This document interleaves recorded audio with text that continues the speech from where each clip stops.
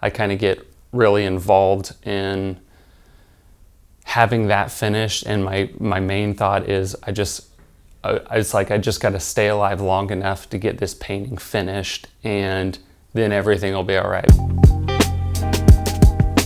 I'd been doing a lot of portraiture, but I wanted to take this opportunity to do something different with the portraiture and just come at it from a different angle. And all I was really doing, I think materialism was kind of in the back of my mind when I came up with the concept to essentially do a portrait and build a face from cutouts from magazines, from different sections of eyes and noses and mouths, and to form one face.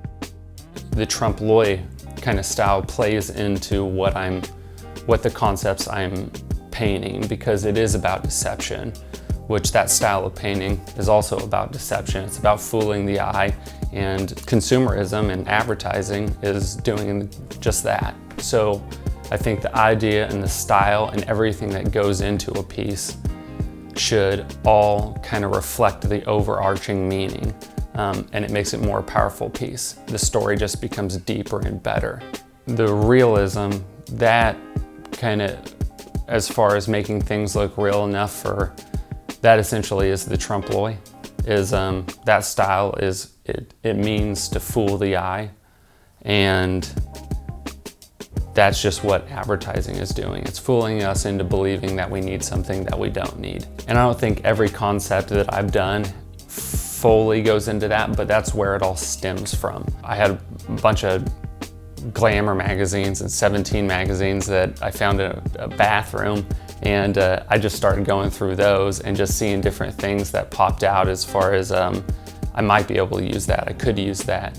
My studio can kind of look sometimes kind of like a serial killer's house, because I have a bunch of different tear outs just posted up everywhere. Everything's got to hit on the right point. So I spend a lot of time looking through things and arranging and thinking about them, having things hung up on walls.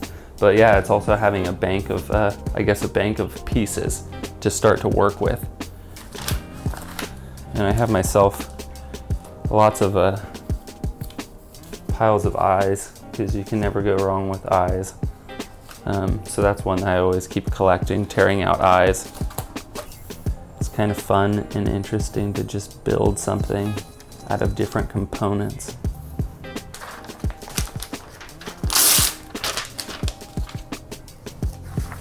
Building a face out of something else, but each individual eye is kind of different, says something different, they're looking different ways. And that goes to the same for mouths.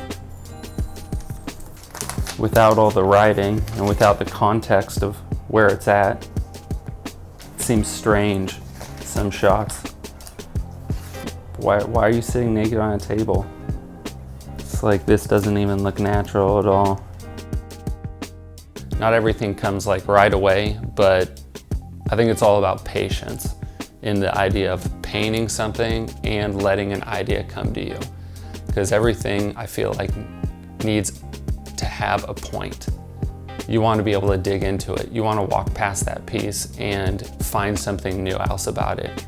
I've found that there's so many different things you can put in there that drive a different point and a different meaning, to where masking tape can just signify some sort of temporariness, because tape is temporary in itself, to where blue painter's tape could start to signify some idea about boundaries and containment, because that's what it's used for. You put something like duct tape on there, there's a little bit more permanence, depending on how you're gonna, or fixing in a certain sense, to where something's put there to mend something.